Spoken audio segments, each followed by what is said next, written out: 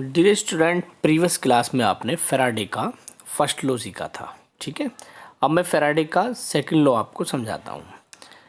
Faraday के second law में क्या होता है कि जब दो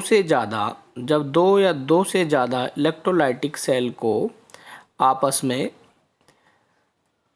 एक सीरीज में कनेक्ट कर देते हैं। ठीक है, सीरीज में कैसे? जैसे एक इलेक्ट्रोलाइटिक सेल तो आपके पास ये है, दूसरी इलेक्ट्रोलाइटिक सेल ये है। ठीक है, यहाँ मैं दो को सीरीज में कनेक्ट करके दिखा रहा हूँ, बाकी आप और भी जोड़ सकते हैं ऐसे ही। ठीक है, ये जो प्लेट है, ठीक है, ये बैटरी के पॉजिटिव टर्मिनल से, और ये जो प्लेट है बैटरी के नेगेटिव टर्मिनल से। ये एक इलेक्ट्रोलाइटिक सेल की ये दूसरी प्लेट है जिसे हम नेगेटिव प्लेट, इस नेगेटिव प्लेट को दूसरी इलेक्ट्रोलाइटिक सेल के पॉजिटिव प्लेट से कनेक्ट कर देते हैं।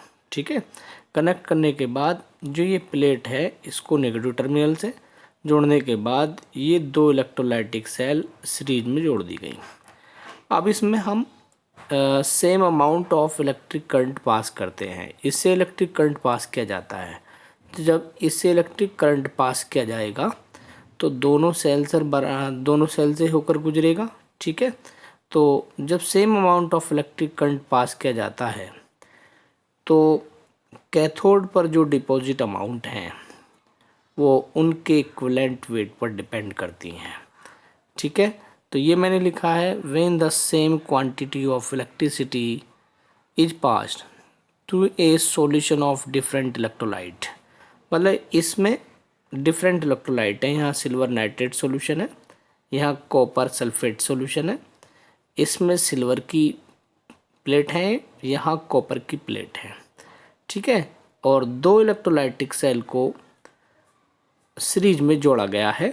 ठीक है, मतलब माइनस को प्लस से, और ये प्लस बैटरी के पॉजिटिव टर्मिनल से, और ये नेगेटिव बैटरी के नेगेटिव टर्मिनल से जोड़ा गया है। ठीक है, इसके बाद हम इसमें जब same amount of electric current pass किया जाता है तो कैथोड पर अमाउंट डिपॉजिट होती है। यहाँ कैथोड पर इसमें कॉपर जमा होता है और इसमें सिल्वर जमा होता है। ठीक है, तो ये कॉपर यहाँ जो जमा होता है इस प्लेट पर, यहाँ सिल्वर जमा होता है, तो ये इसका जो रेशियो है, मान लीजिए यहाँ जो जमा हुआ वो W1, इस कैथोड पर जमा हुआ वो W2, तो जो इसका जो रेशियो है वो इनके इक्विवेलेंट वेट के रेशियो के इक्वल होता है। इसे फैराडे का सेकंड लॉ कहते हैं। ठीक है, तो यही मैंने लिखा है when same quantity of electricity is passed through solution of different electrolyte connected in a series। जब इलेक्ट्रोलाइट सेल सीरीज में कनेक्ट की गई हैं और same quantity of electricity pass किया गया है, मास ऑफ सब्सटेंस जो है सब्सटेंस का जो मास है प्रोड्यूस एट द इलेक्ट्रोड, जो इलेक्ट्रोड पर बनता है, is directly proportional to their equivalent weight, वो उनके इक्विवेलेंट वेट के डायरेक्टली प्रोपोर्शनल होता है। ठीक है, तो या हम ये भी कह सकते हैं when the same quantity of electricity is passed in electrolytic cell which are connected in series, जो सीरीज में कनेक्ट हुई है, mass of substance at cathode, जो सब्सटेंस का मास है कैथोड पर directly proportional to their equivalent weight, वो equivalent weight पर डिपेंड करता है। ठीक है, मैथमेटिकली इसको हम W1/W2 is equal to E1/E2। आप सोच रहे हो इसमें W1 क्या है? W1 इसमें सिल्वर है जो कैथोड पर डिपॉजिट हुआ है, उसकी अमाउंट है, और W2 यहाँ ये कैथोड जो कॉपर यहाँ जो जमा हुआ है कॉपर इस इलेक्ट्रोड पर, ये W2 है। इन दोनों का रेशियो इनके इक्विवेलेंट वेट के रेशियो के इक्वल होता है। तो जैसे सिल्वर का इक्विवेलेंट वेट E1 और कॉपर का इक्विवेलेंट वेट E2, इन दोनों के रेशियो बराबर होंगे। इसे फैराडे का सेकंड लॉ कहते हैं। ठीक है, आगे चलते हैं। इसका मैथमेटिकली रिलेशन हम देख लेते हैं। मैथमेटिकल रिलेशन क्या है? आपने फैराडे का फर्स्ट लॉ पढ़ा था, W डायरेक्टली प्रोपोर्शनल Q। ये फैराडे का फर्स्ट लॉ है। यहाँ प्रोपोर्शनल निशान को हटाने के लिए मैंने Z यूज़ किया। W is equal to ZQ या Q is equal to IT होता है, आप जानते हैं, तो ये हो जाएगा W is equal to ZIT। Z आपको मालूम होता है कि E/F होता है, E फॉर इक्विवेलेंट और F for Faraday, 1 Faraday. 1 mole electron charge को 1 फेराडे कहते हैं, जो 96500 कूलम्ब के बराबर होता है। ठीक है, तो W इज, अगर हम इस वैल्यू को, Z की वैल्यू को इस फॉर्मूले में यहाँ रख दें तो ये हो जाएगा W is equal to E/F IT। Okay, ये आ जाएगा W is equal to EIT/96500, क्योंकि 1 फेराडे की मैंने वैल्यू रख दी जो यहाँ कैलकुलेट की है। या हम इसको यहाँ भी ला सकते हैं, W is equal to IT/96500। भाई same amount of electric current है IT, जो सेम अमाउंट ऑफ इलेक्ट्रिसिटी है, जो इलेक्ट्रोलाइटिक सेल जो सीरीज में जुड़ी है उसमें IT करंट पास किया जा रहा है, जो कि एक कॉन्स्टेंट है। ठीक है, और 96500 ये भी कॉन्स्टेंट वैल्यू है, तो ये टोटल कॉन्स्टेंट हो गया, तो ये आ गया W/E is equal to constant. ठीक है, या इसको हम ऐसे भी लिख सकते हैं W1/E1, W2/E2। ओके, या आप ऐसे भी कर सकते हैं, इसको आप इधर ले आइए, क्रॉस मल्टीप्लाई करेंगे तो आपको ये आ गया। ठीक है, तो W1/W2 या इज इक्वल टू E1/E2, ये एक रिलेशन आ गया। ठीक है, तो ये आपका फेराडे का सेकंड लॉ का एक मॉडिफिकेशन आया है, या आपने डेरिव किया है फेराडे के फर्स्ट लॉ से। ठीक है, तो आप ये भी कर सकते हैं, आपको मालूम होता है कि जो W है, आपने एक फॉर्मूला पढ़ रखा है क्या, W is equal to N is equal to W/M, ये आपने एक फॉर्मूला पढ़ रखा है। ठीक है, मतलब number of moles is equal to mass in gram by molar mass, आपने फॉर्मूला पढ़ा है। तो उसके बेस पर आप अगर W1 की वैल्यू कैलकुलेट करते हो तो क्या आ जाएगा, आप बताइए इसकी वैल्यू रखने पर। अगर आप इसको यहाँ से क्या कैलकुलेट करना चाहें, अगर इस W को आप निकालना चाहें तो मोल इंटू मोलर मास आ जाएगा। तो यही है मोलर मास इंटू M क्या है, molar mass, first electrolytic cell के कैथोड पर जो डिपॉजिट अमाउंट है M1 इंटू, और उसके मोल कितने मोल हैं, बाई ये सेकंड इलेक्ट्रोलाइटिक सेल के कैथोड पर जो N2 अमाउंट है, N2 मोल है, और ये उसका दूसरा मोलर मास है। उसका रेशियो जो होगा वो E1/E2 के बराबर होगा। ठीक है, चलिए नेक्स्ट इसमें चलते हैं हम। आपको मालूम होता है कि इक्विवेलेंट वेट जो होता है वो atomic mass by valency factor के बराबर होता है। ठीक है, तो मैंने E1/E2 जो लिखा है, इसको मैं, आपको मालूम है equivalent weight atomic mass by valency factor है, तो इक्विवेलेंट वेट तो E1/E2 दोनों इक्विवेलेंट वेट हैं। फर्स्ट मेटल जो कैथोड पर जमा हो रही है उसके equivalent weight, second electrolytic cell में जो कैथोड पर डिपॉजिट अमाउंट हो रही है उसके लिए इक्विवेलेंट वेट E2। ठीक है, तो ये फॉर्मूला आपको ये जानते हो आप, तो इसके बेस पर क्या आ जाएगा, ये आ जाएगा M1/VF1। मतलब कहने का मतलब ये है कि एटॉमिक मास जो फर्स्ट इलेक्ट्रोलाइटिक सेल के लिए है वो M1, और उसके लिए वैलेंसी फैक्टर VF1। ठीक है, ये सेकंड के लिए है, सेकंड इलेक्ट्रोलाइटिक सेल कैथोड पर जो डिपॉजिट मेटल है उसके लिए मोलर मास M2, और उसके लिए वैलेंसी फैक्टर VF2 है।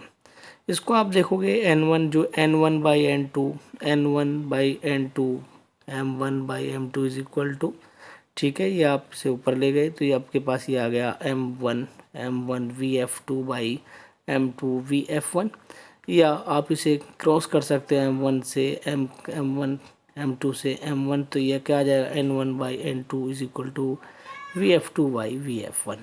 इसका मतलब ये हुआ कि अगर हमारे पास वैलेंसी फैक्टर अगर हमें मालूम है दोनों मेटल के, जो दो मेटल जो इलेक्ट्रोलाइटिक सेल में, दो इलेक्ट्रोलाइटिक सेल अगर जुड़ी हैं तो फर्स्ट इलेक्ट्रोलाइट सेल का वैलेंसी फैक्टर VF2 हमें मालूम है, और दूसरी इलेक्ट्रोलाइट सेल का भी अगर हमें मालूम है तो उस रिलेशन को हम इजीली उसमें मोल्स का रेशियो भी कैलकुलेट कर सकते हैं कि उन दोनों पर इलेक्ट्रोडों पर किस तरीके से मोल डिपॉजिट हुए हैं। तो N1 deposit amount of at cathode in the first electrolytic cell, जो N2 है deposit amount of at cathode in second electrolytic cell. ठीक, चलिए एक नया हम इसमें एक नया टॉपिक फिर अगला नेक्स्ट टॉपिक लेके चलते हैं, इलेक्ट्रोड पोटेंशियल। इलेक्ट्रोड पोटेंशियल का मतलब क्या होता है? देखिए आपके पास ये एक बीकर है, ठीक है। इस बीकर में आपने किसी मेटल का कोई साल्ट है, कोई मेटल का साल्ट है, उसमें एक मेटल की रोड आपने डिप्ट कर दी, उसी का कोई साल्ट सॉल्यूशन है। जब आप किसी मेटल को उसी के साल्ट सॉल्यूशन में डिप्ट करते हैं तो जो मेटल रोड है या तो वो इलेक्ट्रॉन डोनेट करती है या इलेक्ट्रॉन गेन करती है। मेटल की इस टेंडेंसी को इलेक्ट्रोड पोटेंशियल कहा जाता है, ठीक है। अगर कोई मेटल सॉल्यूशन से इलेक्ट्रॉन को एक्सेप्ट करती है, गेन करती है, जैसे यहाँ दिखाया मैंने, कोई मेटल है, ठीक है, वो n इलेक्ट्रॉन को गेन कर रही है, वो मेटल में कन्वर्ट हो रही है, ठीक है, तो इसे हम रिडक्शन पोटेंशियल कहते हैं। इसका मतलब, कहने का मतलब ये है, सॉल्यूशन में Mn प्लस आयन पड़े हुए थे, उन्होंने इलेक्ट्रोड से इलेक्ट्रॉन को गेन किया और वो मेटल में कन्वर्ट हो रहे हैं। क्योंकि इसमें आयन इलेक्ट्रॉन गेन कर रहे हैं इसलिए ये रिडक्शन हुआ है, तो इसे हम रिडक्शन पोटेंशियल कहते हैं, ठीक है। और इसी तरीके से अगर आपके पास ये मेटल है, ये मान लीजिए यहाँ ये M मेटल है, इसने इलेक्ट्रॉन डोनेट किया, ये Mn प्लस में कन्वर्ट हो गया इलेक्ट्रॉन डोनेट करके। तो मेटल के जो पार्टिकल थे, मेटल रोड के जो एटम्स थे, उन्होंने इलेक्ट्रॉन डोनेट किए, Mn प्लस आयन में बदले और सॉल्यूशन में ये Mn प्लस आयन चले गए। तो इस तरीके से ये मेटल का ऑक्सीडेशन हुआ है, तो इसे हम ऑक्सीडेशन पोटेंशियल कहते हैं। लेकिन क्वेश्चन ये है कि what is oxidation potential, electrode potential क्या है, what is electrode potential. Electrode potential का मीनिंग होता है the electrical potential difference set up between the metal and its ion into the solution that is called electrode potential। इसका मतलब ये है कि अगर आप किसी मेटल की रोड को उसी के साल्ट सॉल्यूशन में डिप करते हैं तो मेटल रोड और सॉल्यूशन के बीच जो डिफरेंस है, जो पोटेंशियल का डिफरेंस है, वो इलेक्ट्रोड पोटेंशियल कहलाता है। ये भी कह सकते हैं the tendency of an electrode to lose और gain electrons when it is in contact with solution of its own ions that is called electrode potential. कहने का मतलब ये है, अगर किसी मेटल की रोड को उसी के साल्ट सॉल्यूशन के कॉन्टैक्ट में रखा जाता है, वो मेटल की रोड या तो इलेक्ट्रॉन डोनेट करती है या इलेक्ट्रॉन को गेन करती है। इस टेंडेंसी को इलेक्ट्रोड पोटेंशियल कहते हैं, ठीक है। ये दो तरीके के मैंने इलेक्ट्रोड पोटेंशियल आपको दिखाए हैं, रिडक्शन पोटेंशियल, ऑक्सीडेशन पोटेंशियल। अगर मेटल रोड से इलेक्ट्रॉन सॉल्यूशन को दिए जाते हैं, सॉल्यूशन में जो आयन है उनको दिए जाते हैं, तो वो रिडक्शन पोटेंशियल कहलाता है। और अगर मेटल के एटम इलेक्ट्रॉन डोनेट करके कैटायन में चेंज होकर सॉल्यूशन में चले जाते हैं तो उसे हम ऑक्सीडेशन पोटेंशियल कहते हैं। चलिए स्टैंडर्ड इलेक्ट्रोड पोटेंशियल क्या है, इसके बारे में पढ़ लेते हैं। स्टैंडर्ड इलेक्ट्रोड पोटेंशियल का मतलब होता है जब कोई मेटल रोड को सस्पेंड किया जाता है, मतलब डिप किया जाता है in solution of 1 molar concentration of at 298 kelvin, the electrode potential is called standard electrode potential represented by E naught cell. कहने का मतलब ये है कि अगर इलेक्ट्रोलाइटिक सेल में इसमें लिया गया जो इलेक्ट्रोलाइट सॉल्यूशन है उसकी कंसंट्रेशन 1 m है और सिस्टम का टेम्परेचर 25 डिग्री सेल्सियस है, तो इस इलेक्ट्रोड पर जो प्रोड्यूस इलेक्ट्रोड पोटेंशियल है वो स्टैंडर्ड इलेक्ट्रोड पोटेंशियल कहलाता है, ठीक है। इलेक्ट्रोड पोटेंशियल के बारे में पढ़ेंगे। इसे हम नॉर्मल हाइड्रोजन इलेक्ट्रोड भी कहते हैं। स्टैंडर्ड हाइड्रोजन इलेक्ट्रोड पोटेंशियल की वैल्यू 0 होती है, इसको रेफरेंस माना जाता है, ठीक है। इसको कैसे बनाते हैं, ये आपके पास एक बीकर है, इसमें आप 1 molar concentration acidic solution fill कर लेते हैं, ठीक है। 1 मोलर कंसंट्रेशन एसिडिक कोई सॉल्यूशन जैसे HCl वगैरह है, ClH2SO4, ठीक है, उसकी कंसंट्रेशन 1 मोलर है। टेम्परेचर इसका 25 डिग्री सेल्सियस है, ठीक है, 25 डिग्री सेल्सियस टेम्परेचर है। आपने क्या किया, इसमें जो 1 मोलर कंसंट्रेशन जो H+ सॉल्यूशन इसमें फिल किया है, इसमें एक प्लेटिनम का वायर, ठीक है, जो प्लेटिनम फॉइल से जुड़ा रहता है, ठीक है, ये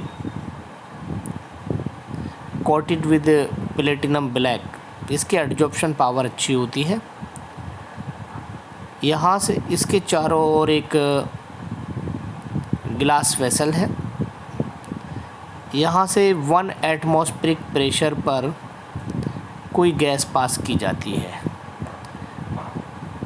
तो ये देखा गया कि इस पर प्लेटिनम इलेक्ट्रोड पर पोटेंशियल प्रोड्यूस नहीं होता, इसे जीरो पोटेंशियल रेफरेंस मान लिया जाता है। मतलब standard hydrogen electrode potential zero consider किया जाता है, जो कि एक रेफरेंस वैल्यू है, ठीक है। यही मैंने लिखा भी है, ये है कि hydrogen gas at 1 bar pressure is passed in 1 molar HCl at 298 Kelvin, in which a platinum foil which is coated with platinum black remains immersed. It act as inert electrode. ये एक inert electrode का काम करता है। इसका मतलब ये हुआ कि इसमें जो प्लेटिनम इलेक्ट्रोड है, इसमें प्लेटिनम इलेक्ट्रोड एनोड का भी काम करता है और कैथोड का भी कार्य करता है, ठीक है।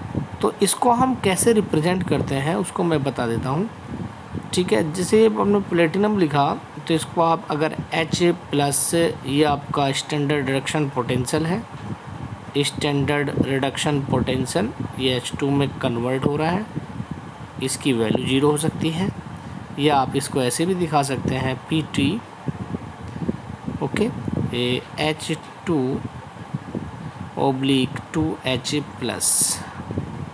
ठीक है, ये इस तरीके से, ये स्टैंडर्ड ऑक्सीडेशन पोटेंशियल है, दोनों की वैल्यू 0 होती है, ठीक है। स्टैंडर्ड ऑक्सीडेशन पोटेंशियल है या स्टैंडर्ड रिडक्शन पोटेंशियल है, दोनों की वैल्यू आप 0 कंसिडर करते हैं। ये इस बात पर डिपेंड करता है कि कब एनोड कब कैथोड का कार्य करेगा, कि किस टाइप की मेटल के साथ इसको कनेक्ट किया गया है, ठीक है। तो इसको मैं बता देता हूँ इसमें किस तरीके से आप डिफरेंट मेटल्स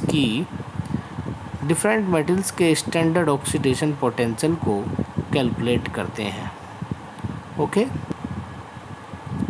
जब आप डिफरेंट मेटल के स्टैंडर्ड ऑक्सीडेशन पोटेंशियल या स्टैंडर्ड पोटेंशियल को कैलकुलेट करते हैं, तो आपने जो स्टैंडर्ड हाइड्रोजन इलेक्ट्रोड को जो रेफरेंस माना है, जिसका पोटेंशियल 0 होता है, उसे आप किसी मेटल की हाफ सेल बनाकर, जैसे हाफ सेल कैसे बनेगी, आपने मेटल की रोड को उसी के साल्ट सॉल्यूशन में आप डिप कर देते हैं, ठीक है, ये एक हाफ सेल बन जाती है। और ये स्टैंडर्ड हाइड्रोजन इलेक्ट्रोड जो आपने बनाया था, उससे आप इसको कनेक्ट कर देते हैं, ठीक है, वोल्ट मीटर से आपने कनेक्ट कर दिया। ये दोनों हाफ सेल, एक हाफ सेल ये है, एक हाफ सेल ये है, इन दोनों हाफ सेल को आपने एक साल्ट ब्रिज से कनेक्ट कर दिया है, ठीक है। Salt bridge U shape tube होती है जिसमें कोई इलेक्ट्रोलाइट भरा रहता है जिलेटिन के साथ।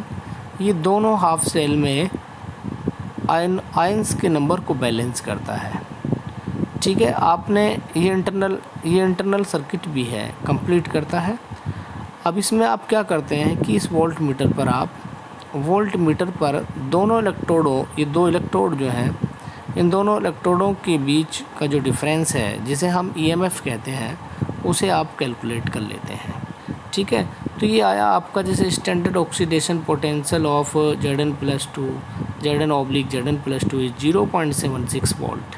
जो ये वैल्यू है, ये वोल्ट मीटर पे कैलकुलेट कर ली जाती है, ठीक है। तो कि इस इलेक्ट्रोकेमिकल सेल में, इसमें Zn का ऑक्सीडेशन हुआ है Zn+2 में, ये एनोड का काम किया है, इसमें ये एनोड है, एनोड पर ऑक्सीडेशन होता है। और इस जो रेफरेंस हाइड्रोजन इलेक्ट्रोड है, जिसे SHE या NHE कहते हैं, उसमें हाइड्रोजन ने इलेक्ट्रॉन गेन करके यहाँ से हाइड्रोजन गैस रिमूव हुई है, ठीक है, हाइड्रोजन गैस रिमूव हुई है, इस तरीके से रिएक्शन हुई है। तो इस इस इलेक्ट्रोकेमिकल सेल में हाइड्रोजन इलेक्ट्रोड ने कैथोड की तरह कार्य किया है। ठीक है। सिमिलरली अगर हम कॉपर हाफ सेल को स्टैंडर्ड हाइड्रोजन इलेक्ट्रोड से जोड़ दें और स्टैंडर्ड कंडीशन पे जो वैल्यू आती है वो 0.34 वोल्ट आती है। इसमें reduction take place as copper electrode और कॉपर इलेक्ट्रोड पर रिडक्शन होता है। ठीक है, जिसे हम स्टैंडर्ड रिडक्शन पोटेंशियल बोलते हैं, जिसे वोल्ट मीटर की हेल्प से हम इसे कैलकुलेट कर लेते हैं। इसका मतलब ये हुआ कि स्टैंडर्ड हाइड्रोजन इलेक्ट्रोड की हेल्प से हम डिफरेंट मेटल्स के स्टैंडर्ड इलेक्ट्रोड पोटेंशियल को कैलकुलेट कर सकते हैं। हमें जिस मेटल का भी स्टैंडर्ड इलेक्ट्रोड पोटेंशियल कैलकुलेट करना होता है उसकी हाफ सेल बनाकर, मतलब उसकी मेटल की रोड उसी के साथ सॉल्यूशन में डिप करके हाफ सेल बनाकर उसे हम स्टैंडर्ड हाइड्रोजन इलेक्ट्रोड से कनेक्ट कर लेते हैं और वोल्ट मीटर की हेल्प से हम उसका स्टैंडर्ड इलेक्ट्रोड पोटेंशियल कैलकुलेट कर लेते हैं। ठीक है, तो इस तरीके से आप जो है स्टैंडर्ड इलेक्ट्रोड पोटेंशियल को हाइड्रोजन इलेक्ट्रोड की हेल्प से कैलकुलेट कर सकते हैं। इसके बाद मैं आपको बताऊंगा, ये ध्यान रखना है आपको, जो स्टैंडर्ड रिडक्शन पोटेंशियल होता है अगर उसमें माइनस का निशान लगाते हैं तो वो स्टैंडर्ड ऑक्सीडेशन पोटेंशियल बन जाता है। ये आपने एक फॉर्मूला पढ़ रखा है कि reduction potential is equal to minus oxidation potential. चलिए अब मैं बात करता हूँ आपसे सेल पोटेंशियल क्या होता है या एमएफ ऑफ सेल क्या है। जो अभी मैंने आपको बताया कि आपके पास ये दो हाफ सेल है, इसमें इलेक्ट्रोड हैं ये। ठीक है, इसको आपने